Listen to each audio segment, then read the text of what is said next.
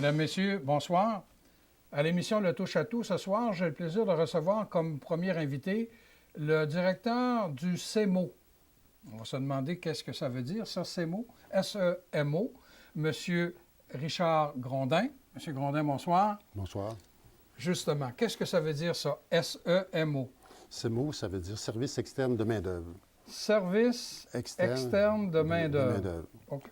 Alors qu'est-ce que vous faites d'abord? On est un service spécialisé de main-d'œuvre pour les personnes handicapées.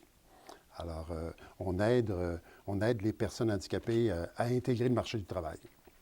Alors, peu importe l'handicap? Peu importe l'handicap. OK. Que ce soit handicap intellectuel, physique, psychique ou sensoriel, on travaille avec les gens qui sont en mesure d'intégrer le marché du travail. Rémunéré. Bien, dans la région, nous, ici, là, je ne sais pas si ça correspond à ça, on a Récupération Frontenac, qui est un centre de travail adapté. Oui, c'est ça, c'est une entreprise adaptée. Est-ce que vous avez affaire avec... Parce que là, en me disant que vous favorisez l'intégration ou la réintégration de personnes qui souffrent d'un handicap, eux autres, le centre de travail adapté, c'est pas mal la même définition, hein? Exactement. Alors, Récupération Frontenac, c'est un partenaire très important avec nous parce que les gens qui travaillent chez Récupération Frontenac et qui bénéficient d'une aide là, pour occuper un emploi là, doivent passer par nos services pour vérifier leur admissibilité. Alors, nous, on est finalement là, des spécialistes là, pour accueillir les personnes handicapées, leur monter finalement là, les outils pour intégrer le marché du travail et après analyse, si on constate que l'entreprise adaptée locale ici, qui est Récupération Frontenac, est l'endroit qui convient, bien, on va présenter ces personnes-là au comité de gestion des ressources humaines et le comité de gestion de ressources humaines s'y juge à propos. Et que, bien, ils vont être retenus et puis éventuellement embauchés par Récupération Frontenac. Mais là, on parle de Récupération Frontenac parce que c'est très évident, mais les gens que vous recrutez, votre clientèle, et qu'après analyse, puis qui correspondent à votre évaluation, qui passent à travers le grille d'analyse, ne sont pas nécessairement obligés de travailler chez Récupération Frontenac. Ils peuvent travailler ailleurs aussi, j'imagine. Absolument. Récupération Frontenac, c'est une option. C'est une option parmi les endroits où que les gens peuvent occuper un emploi. Chez nous, la clientèle que l'on dessert, c'est uniquement personnes handicapées. C'est ça qui est important de retenir. Récupération Frontenac, c'est une entreprise qui peut accueillir certains clients. Les clients qui ne sont pas en mesure d'intégrer le marché standard. Du marché standard du travail. Alors, ils ont besoin de plus d'encadrement, ils ont besoin de plus de supervision et avoir un endroit protégé. Alors, c'est pour ça que Récupération Frontenac, pour nous, est un endroit formidable pour référer des gens. Mais il y a des gens qui ils ont des capacités, ils vivent avec un handicap, mais ils ont des capacités quand même là, importantes. Et il y a peut-être d'autres endroits qui peuvent leur convenir. Alors, le conseiller en main-d'œuvre qui rencontre la personne handicapée, tout en montant son profil et puis en essayant de trouver ses intérêts, ses capacités, bien, il est en mesure, des fois, de faire un plan d'action pour aller peut-être intégrer le marché régulier, le marché privé. Ah oui. Le marché des privés dans la région. Alors, on sait que dans la région, on recherche du personnel. On a même une pénurie dans les entreprises. On voit souvent, là, nous embauchons. Alors, la personne handicapée devient une option intéressante si elle a les qualifications, naturellement. Oui. Alors, nous, c'est ça, on accueille les personnes et puis on vérifie leur admissibilité. Pour être admissible chez nous, de quelle façon que ça fonctionne? Le critère d'admission principal, c'est d'avoir un rapport médical qui indique là, que la personne vit avec un handicap. Un handicap, comme je vous ai dit tantôt, là, peu importe l'handicap, mais il faut un rapport d'un professionnel de la santé qui nous indique que la personne vit avec un handicap et des limitations. Parce que des limitations qui fait qu'elle rencontre des difficultés à intégrer le marché du travail. Mais il faut aussi qu'elle soit en mesure d'intégrer le marché du travail. Alors, c'est ça la fenêtre là, qui est disponible. Alors, si le rapport médical indique qu'elle peut travailler seulement qu'à temps partiel, c'est possible de travailler avec cette personne-là quand même. Alors, notre mandat qui nous a été donné par Emploi Québec, parce que nous, on est mandaté par Emploi Québec pour offrir ce service-là, on peut offrir là, des emplois là, quand ils ont cette capacité-là, même à temps partiel. Ça peut être même une quinzaine d'heures, 12 à 15 heures semaine, minimum. Mais il faut qu'ils soient en mesure au moins de faire ça. Et finalement, si les employeurs sont en mesure de l'accueillir, bien, on pourra aider aussi l'employeur à accueillir cette personne handicapée-là. Alors, les employeurs peuvent faire affaire avec nous pour avoir du recrutement, pour avoir des références, dans le fond, de personnes. On peut aussi intervenir pour sensibiliser le personnel dans l'usine ou dans l'entreprise pour voir si pour pas qu'il y ait de préjugés face à l'accueil d'un nouvel employé. Alors, on joue ce rôle-là. On peut aussi faire un plan d'action pour, des fois, là, voir adapter le poste de travail parce que parfois, l'employeur est intéressé, mais à cause de l'handicap physique, il y a peut-être certaines choses là, à adapter. Alors, tout ça, on peut travailler avec le client puis avec l'employeur. Puis, on peut aussi aider financièrement parce qu'on est admissible à certains programmes de subvention. Emploi Québec nous donne des outils qu'on peut utiliser et parfois, bien, on pourra utiliser certains programmes là, pour subventionner le salaire, pour compenser le manque de productivité de la personne. Ah oui, oui, oui. On peut compenser C'est un peu ça pour Récupération Frontenac, hein? Mais là, c'est pas le CEMO. Vous autres, vous faites des évaluations. Oui. Ensuite, vous vous référez à qui? Alors, on fait l'évaluation du client. Pour Récupération Frontenac, c'est un principe un peu différent. Alors, il s'agit là, de vérifier leur admissibilité, de voir à ce que tous les critères d'admissibilité soient remplis, avoir les documents des professionnels et présenter la candidature au comité de gestion des ressources humaines. Emploi Québec, qui est le responsable là, du financement de Récupération Frontenac et de nous aussi, là, alors il va décider finalement si cette personne-là est admissible chez Récupération Frontenac et c'est eux qui vont s'occuper du financement. Alors on ne touche pas du tout à l'argent, nous autres, là. Mais est-ce que ça peut être la même chose pour un employeur privé qui décide d'engager un individu, une personne qui correspond à vos critères là, d'admissibilité? Est-ce que cet employeur-là peut recevoir une aide financière aussi? Oui, l'employeur pourrait être admissible à certains programmes.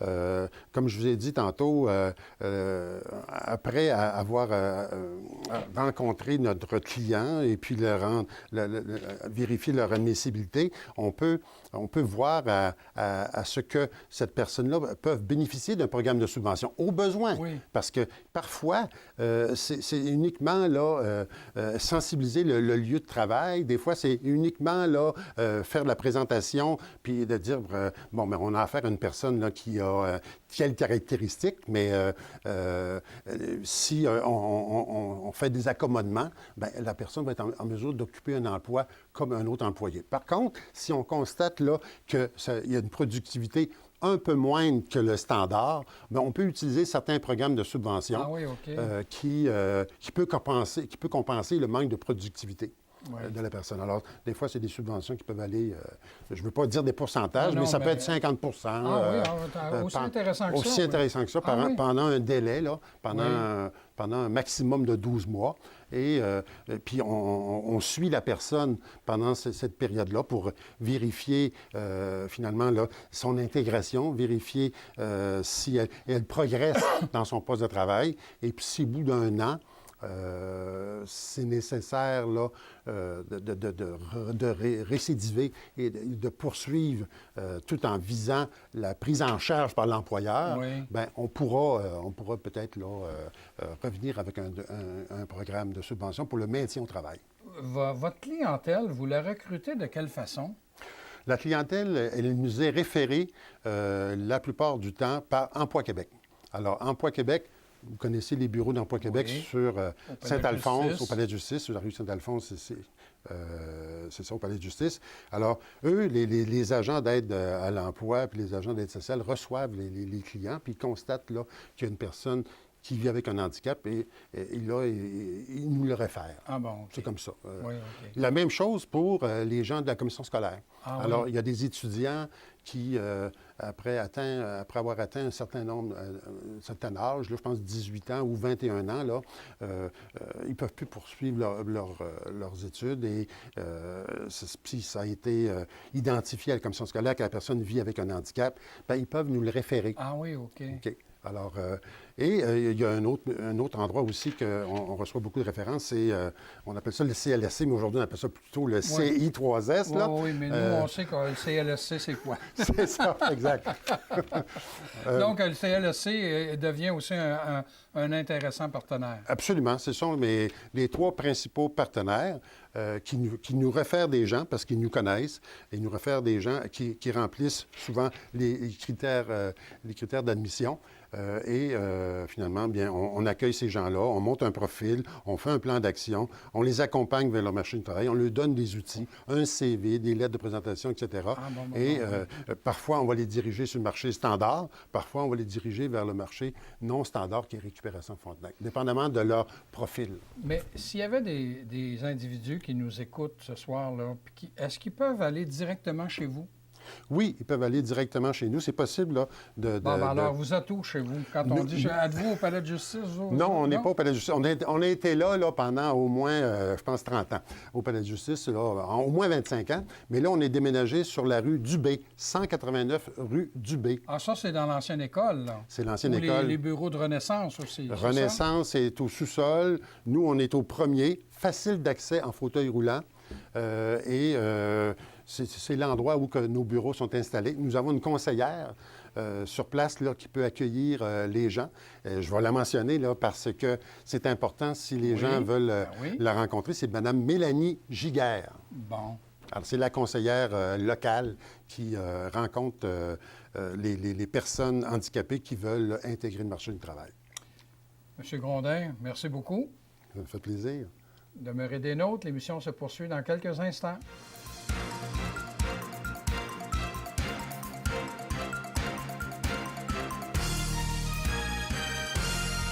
Comme deuxième invité, j'ai le plaisir de recevoir le directeur de la Caisse des Jardins de la région de Thetford, M. Mathieu Tlich. Bonsoir, Mathieu. Bonsoir. Tout récemment, à la mi-avril, le 18, je pense, oui, il y a eu l'Assemblée générale annuelle et la Caisse a présenté des résultats intéressants. Juste en résumé, c'était quoi les principaux chiffres? Là? Les principaux chiffres, on pourra en parler de beaucoup, mais les principaux chiffres, bien, ça va de soi que les excédents d'exploitation. Dans le domaine coopératif, on parle d'excédents, mais dans le domaine régulier, on parle des profits. Des profits, c'est ça. Bon, OK. Alors, allons-y. C'est des excédents on vise à en avoir le plus possible pour être capable d'en redonner davantage. Là. On parle cette année d'excédents de 5,3 millions. 5,3 millions, c'est quand même une très, très bonne année en termes d'excédents. Les autres chiffres pour lesquels on parle puis qu'on suit de façon plus rigoureuse, c'est notre volume d'affaires. Notre volume d'affaires, c'est ni plus ni moins que notre chiffre d'affaires, la Caisse. Oui. On a dépassé le cap des 2 milliards cette année. Donc, il se brasse des affaires dans la région. C'est ce qu'on peut en conclure. 2 milliards? Oui, 2 milliards. Oui, c'est énorme. C'est énorme. Puis, il y a une belle équipe qui travaille pour ça, puis il y a des besoins. Dans le fond, c'est qu'on est là, il y a des besoins, puis il y a des membres qui bénéficient de nos services, puis c'est l'orientation qu'on a. Alors ça prouve que la Caisse elle a encore son utilité dans le milieu. Tout à fait, tout à fait. Il y a eu des évolutions en termes d'utilité. Autrefois, on venait à la Caisse plus pour faire des transactions. Aujourd'hui, on est rendu une boîte conseil à la Caisse. Oui, hein? On a besoin de conseiller les gens. Les gens ont besoin de conseils. La retraite, entre autres, les études, les entreprises, des projets, des agrandissements. Donc, tout ce projet rêve, là, aujourd'hui, les gens ont besoin d'accompagnement. Puis c'est là qu'on s'est... Oui, parce qu'il y a eu des statistiques qui ont été démontrées lors de l'Assemblée on voit clairement là, que les gens utilisent beaucoup d'autres moyens pour faire affaire avec la Caisse que de se rendre à la Caisse dans les choses courantes, que ce soit par accéder, entre autres, ou encore avec les fameux téléphones. Maintenant, même avec un chèque, on le photographie puis on l'envoie. Puis, alors là, aujourd'hui, quelqu'un n'a pas nécessairement besoin d'aller au comptoir pour faire affaire avec la Caisse. Il peut aller dans un comptoir, dans un guichet. Alors, c'est dans ce sens-là qu'on dit... Simplement partir de la tablette à la maison. Oui. Ce qui est intéressant, dans le fond, c'est que aujourd'hui, on vit dans un rythme, veut pas, qui est très accéléré. Et ce qu'on est capable de faire par soi-même, dans le confort de notre salon, bien, les gens l'apprécient de plus en plus. 91 de toutes les transactions, il y a eu quand même 8 millions de transactions à la Caisse de la région de Thetford l'année passée. 8 millions? Oui. Puis sur ça, 91 ça veut dire à peu près tout près de 7,3 millions de transactions qui ne se sont pas faites ni par un guichet automatique, ni au comptoir de la Caisse. Donc, ça s'est fait soit sur une tablette, soit accéder, et tous les nouveaux moyens, puis dont récemment, là, PhotoCheck, où je dépose mon chèque en prenant une photo. Ouais, Mais lors de l'Assemblée générale annuelle aussi, les dirigeants, vous avez insisté, vous autres, là, beaucoup sur les orientations de la Caisse, hein, au niveau... on parle du soutien du milieu. J'aimerais ça, justement, quand... Soutien du milieu, c'est vraiment ce qui fait la distinction de Desjardins. Hein. Lorsqu'on regarde l'impact, à différents niveaux. Le premier niveau, le soutien financier. C'est certain que Desjardins, lorsqu'il y a un organisme qui a des besoins, lorsqu'il y a des projets locaux, souvent, on est la première organisation auquel on fait référence. On est bien placé pour en parler. La télévision communautaire, à partir de l'automne prochain, on va être en haute définition grâce à un appui financier de la Caisse. Hein? Donc, c'est important pour nous de faire, lors de l'Assemblée annuelle, de faire le bilan de tout ça. Et de revenir là-dessus puis de faire connaître, parce que, mis à part les organismes qui nous font la demande, qui apprécient ça, les autres personnes qui peuvent bénéficier de ces organismes-là ne savent pas toujours que Desjardins était derrière ça, en amont, puis était un partenaire important. Fait que pour nous, c'était important de revenir là-dessus. Grosso modo, il y a deux moyens qui permettent à notre caisse de subventionner des organismes ou des causes, les dons et commandites et notre fonds d'aide au développement du milieu. Ah oui. Si on totalise l'ensemble des sous qu'on a octroyés en 2016, on parle de plus de 1 million de dollars qu'on a redonnés dans le milieu ici. Oui. Fait que ce qui nous appartient ici, ça reste ici. Tout à fait, oui. OK. Et là, bien, on a profité. C'est pas rien, ça, là. On a profité pour expliquer de long en large qu'est-ce qu'il en était, puis à qui ça bénéficiait. Oui. Puis on a des bons critères qui font qu'on est heureux de voir aujourd'hui, finalement, la finalité de tout ça, c'est que notre région, avec ces organismes-là, est attractive, de plus en plus attractive, puis tant mieux, c'est ce qu'on veut. Oui. Et cette année, en tout cas, c'était pas nouveau, mais il y avait une nouveauté parce que les montants étaient encore plus élevés. Le fameux concours où toutes les organisations du milieu, selon les critères établis par le concours, pouvaient faire application. Puis ceux qui ont reçu, les 3 organismes qui ont reçu le plus de votes via accéder, je pense. Oui, seulement. exactement. Bon. Oui. Et là, ces 3 organisations-là se sont présentées à l'Assemblée générale annuelle. Ils sont venus nous vanter en 90 secondes. Oui. Là, c'était ça, hein? Oui. 1 minute 30, oui, c'est ça. 1 minute 30. Pourquoi on devait voter pour eux autres. Et ensuite, les membres de la Caisse ont voté. Oui. Puis c'est pas rien, là. Hey, le premier a gagné 12 000 8 000 puis 5 000 Donc, un total de 25 000 hey, 25 000 oui, tout à fait. On est heureux de ça, puis la démocratie a parlé. Desjardins, on est une organisation démocratique. Lors de l'Assemblée annuelle, la démocratie a parlé 2 fois. Oui, oui. Dans cette fois-ci, entre autres, au niveau du concours soutien aux organismes. Il faut se rappeler qu'au départ, il y a 44 organismes qui ont postulé. Donc, au départ, il y a un premier tri qui a été fait par un vote électronique sur une période de 1 mois. Le concours visait à retenir les 3 qui avaient eu le plus de votes, qui ont été Action volontaire Appalaches, Don Rémy et l'Intercom. Intercom, qui est un organisme qui vient en aide aux enfants, aux très jeunes enfants prématernels. C'est ça, oui. Prématernels. Ce qui est intéressant, c'est que, ces 3 organismes-là sont venus à l'Assemblée et là, on a voulu que la démocratie parle encore. Donc, chacun des organismes ont prononcé un discours pour expliquer c'était quoi leur mission.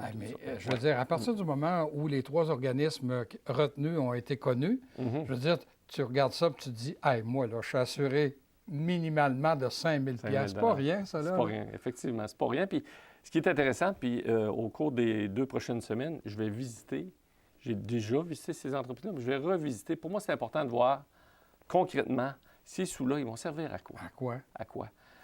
Au-delà de l'argent, c'est important de connaître à quoi ça va servir, puis d'être capable d'être un meilleur ambassadeur de ces organismes-là. Tout à fait.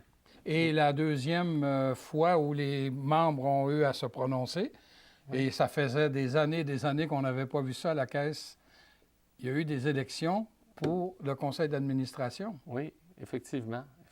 2 postes? 2 postes qui étaient en élection. C'est rare. Moi, depuis que je suis à la Caisse, il n'y avait jamais eu d'élection. C'était intéressant de voir ce processus-là. Encore là, les gens ont eu à voter. Donc, on a des territoires protégés. Pour respecter les anciennes caisses avant le regroupement. Suite au regroupement, donc, on avait 3 caisses. Saint-Méthode... C'était la caisse de Broughton, la caisse de Robertsonville qui regroupait Saint-Méthode, aller jusqu'à Saint-Jacques-de-Lise, puis il y avait l'ancienne caisse de Thetford. Oui. Et on a voulu respecter au niveau du conseil d'administration qu'il y ait des sièges protégés qui fassent en sorte qu'il y ait une représentativité des dirigeants, des administrateurs de la Caisse, que ça soit conservé. Et puis, à échéance, il y a des postes qui arrivent à échéance, puis il y a des gens qui se sont montrés intéressés et intéressants aussi en même temps. Et encore là, la démocratie Ils ont eu 90 secondes de s'exprimer. Ouais. Ça a été une belle période. Moi, j'ai aimé ça, de la façon que ça s'est déroulé. Et puis, puis le vote s'est fait rondement. Finalement, il y avait deux personnes qui avaient été attitrées, là, mandatées pour ça, de firmes de comptables. Alors, c'était sérieux. On a voulu bien faire les choses, puis on avait une crainte. On avait une crainte la lourdeur de tout ça, mais finalement... Non, ça s'est bien déroulé. On a une équipe formidable à la Caisse. On a bien structuré les choses, puis ça s'est bien passé. Et le dénouement, c'est intéressant. C'est qu'on a des gens qui continuent de s'impliquer au nom de tout le monde dans la population, dans la Caisse. Puis ça, c'est une distinction qui est importante à dire. Parce que parfois, on entend certains commentaires, la Caisse est devenue un peu comme une banque. On est loin de là. On est loin de là. Moi, je ne connais pas beaucoup de banques qui ont donné ou qui ont investi $1 million l'année dernière dans la région. Effectivement. À moins que je ne sois pas au courant, là, mais j'en connais pas beaucoup. Effectivement. Alors, il y a déjà une différence. Vous connaissez mon souhait? Vous connaissez mon souhait? D'en donner plus. Oui. Alors, on part avec un minimum de millions. Mais qu'est-ce qu'on fait pour y arriver? Oui. Qu'est-ce qu'on fait? Plus la Caisse va faire des affaires avec les membres de la région, plus la Caisse va être en mesure de redonner. Ouais. Donc, c'est vraiment là, l'enjeu est là. Les gens me disent régulièrement « Hey, merci, M. Clich, merci Desjardins ». Et moi, de leur répondre Desjardins, c'est nous. C'est vous. C'est vous qui redonnez à vous-même, dans le fond. Il nous reste moins que 3 minutes, Mathieu. J'aimerais ça qu'on parle des ambassadeurs. J'ai eu l'honneur, le privilège d'être nommé ambassadeur de la Caisse. Puis il y a des gens qui me disent « c'est quoi au juste, là? Tu es ambassadeur, tu vas faire quoi? » Je dis « Je vais inviter le directeur, puis il va venir nous le dire c'est quoi, être ambassadeur. » En soi, un ambassadeur, c'est quelqu'un qui est, à quelque part, promoteur de l'organisation, qui est en mesure de faire rayonner l'organisation puis ce qu'elle fait dans un premier temps. Mais un ambassadeur, chez nous, au départ, là, les ambassadeurs sont pour la plupart des anciens dirigeants ou des anciens employés. Cette année, on avait une nouveauté. On a nommé des ambassadeurs externes, des gens qui nous ont témoigné l'appréciation de nos services et qui qui nous ont démontré concrètement que leur vision correspondait beaucoup à la nôtre, c'est-à-dire le volet, la vision de l'altruisme. Et ce qui fait en sorte que, pour nous, c'est important d'avoir des ambassadeurs pour plusieurs raisons, dont une qui est principale, c'est de les consulter. Avant de prendre des décisions importantes, c'est important de prendre le temps de consulter ces gens-là pour élargir un petit peu notre champ d'horizon. Des fois, on est près de nos décisions, on est toujours là-dedans. C'est important de sonder les gens sur le terrain. Pour nous, c'est ça la distinction coopérative, c'est d'être capable d'aller sonder les gens avant de prendre des positions importantes. Merci beaucoup. Merci. J'avais le plaisir de recevoir le directeur de la Caisse des Jardins de la région de Thetford, M. Mathieu Tlich. Je vous invite à nous revenir la semaine prochaine.